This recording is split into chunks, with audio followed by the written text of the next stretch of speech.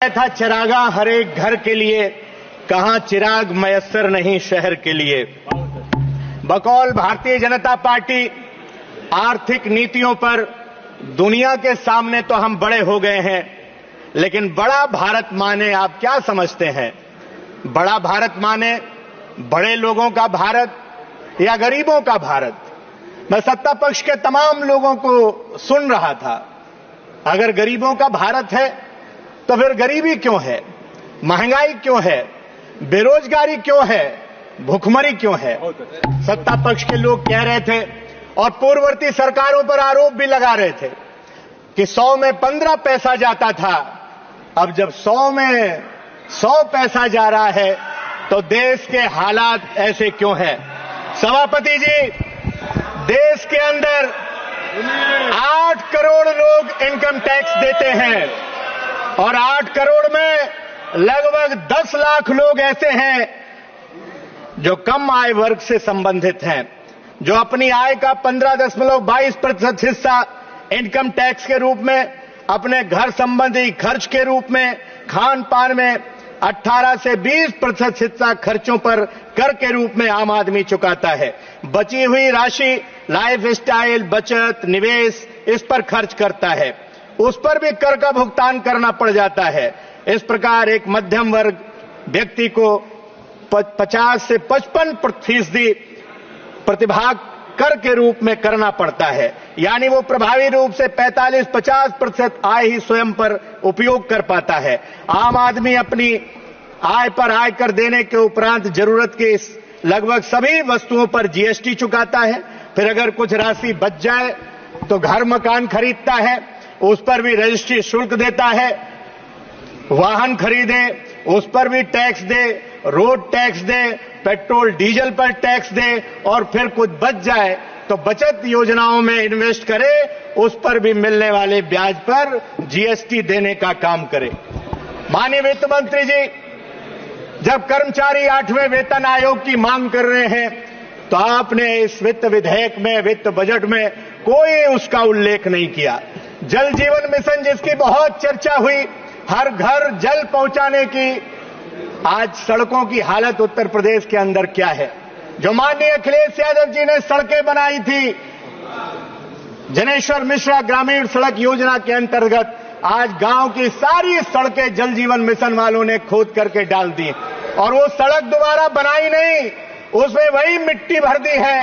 कई दुर्घटनाएं हो गई। मैं एक चीज जानना चाहता हूं सभापति महोदय, जब हर एक व्यापार में नगद भुगतान होता है तो फिर किसान के गन्ने का उधार क्यों लिया जाता है? क्यों नहीं किसान जब गन्ना देता है? नमस्कार, आप सभी जितने भी शिक्षा मित्र साथी हैं, आप सभी को लेकर एक बड़ी खबर आ रही है। जैसा कि आप सभी को पता ही होगा कि आप सभी के मानदेय वृद्धि को लेकर, आप सभी के समायोजन को लेकर कितने सारे प्रयास किए गए हैं। हर तरफ से आप सभी का मुद्दा उठाया जा रहा है।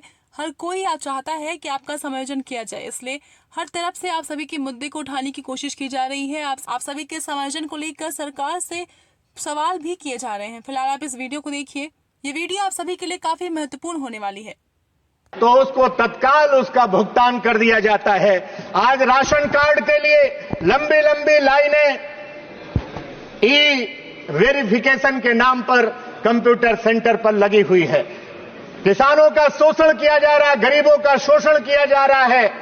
मजदूर का तो अंगूठा घिस गया है माननीय सभापति जी, अब उसका ई वेरिफिकेशन कैसे होगा? सरकार को इस पर भी सोचना चाहिए। स्वास्थ्य बीमा कार्ड की बात यहां स्वास्थ्य मंत्री जी कर रहे थे, लेकिन आपने कह दिया कि जिसके परिवार में 6 लोग होंगे उसी का कार्ड बनेगा। इस पर भी कभी सोचने का काम कर दीजिए। शिक्षा मित्र उत्तर प्रदेश के अंदर आत्महत्या कर रहे हैं, क्या उनको मानदेय नहीं बढ़ाना चाहिए? आपका नहीं परमानेंट कर सकते अदालत के चक्कर की वजह से, तो उनका मानदेय बढ़ाने का काम कर दीजिए। टेलीकॉम, सभापति जी जस्ट कंक्लूड कर रहा हूं, वैसे तो अभी हमारी पार्टी का समय है, लेकिन 2 मिनट में इसलिए टेलीकॉम कंपनियों ने, बीएसएनएल को छोड़ दीजिए तो सारी कंपनियों में, क्या आप नहीं कह सकते थे कि आनन फानन में इतना क्यों रेट बढ़ा दिया गया? मैं उस रेट को वापस लेने की मांग करता हूं। सभापति महोदय, पुलिस ड्यूटी के 8 घंटे किए जाएं और पुलिस को भी छुट्टी देने का काम किया जाए, ये मैं मांग करने का काम करता हूं। आपदा में अवसर लगातार आपका नारा सुनने को मिलता है, इसीलिए आपने जीवन बीमा और स्वास्थ्य बीमा में प्रीमियम लगा करके प्रीमियम पर 18% जीएसटी लगाने का काम कर दिया। माननीय सभापति जी, आर्थिक सर्वेक्षण में से स्पष्ट है कि देश में मांग सृजन होना चाहिए, इसलिए कृषि, ग्रामीण विकास, एमएसएमई तथा मैन्युफैक्चरिंग पर बिना ध्यान दिए ये संभव नहीं है और पेट्रोल डीजल पर भी जीएसटी के दायरे में लाने का काम करना चाहिए, जिससे आम आदमी को कम से कम राहत मिल सके। जो अनक्लेम्ड रकम पड़ी हुई 78,213 करोड़ रुपए और बैंक में जो कम पैसा रखने पर 8,300 करोड़ रुपए पड़ा हुआ है, उससे कम किसानों का कर्जा माफ कर दीजिए। लेकिन मैं जानता हूं सभापति जी, ये ऐसा नहीं करेंगे, क्योंकि इन्हें उद्योगपतियों का कर्जा माफ करना है, इन्हें पोत किसी एक आदमी को देना है, इन्हें एयरपोर्ट भी उसी उद्योगपति को देना है, इन्हें बिजली भी उसी उद्योगपति का सौंपना है, क्योंकि आगे आने वाले दिनों में जब वो उद्योगपति चाहेगा तो देश ठप कर देगा। अंत में यहाँ दरख्तों के साये में भी धूप लगती है, चलो यहाँ से चलें और उम्र। Thank you. उनकी भूमि मुख्यमंत्री जी कराएंगे खाली, तो प्रधानमंत्री जी को लगा कहीं योगी आदित्यनाथ हिंदू आइकॉन न बन जाए, तो उन्होंने वक्फ बोर्ड पर बिल ले आए। यहाँ बीजेपी के प्रदेश अध्यक्ष ने वो बिल रोक दिया। कोई बिल इस बात का नहीं लाया कि शिक्षा में अनुदेशक भूख से मरा जा रहा है, शिक्षक ऑनलाइन हाजिरी से पीड़ित है, उसकी जान चली जाएगी। मैं तो हैरान था, जिस दिन शुरू हुई उसी दिन 2 शिक्षक पति पत्नी दोनों कुचल गए। वो तो अब इस दुनिया में नहीं है। आपकी ऑनलाइन हाजिरी चले या ना चले, वो तो चले।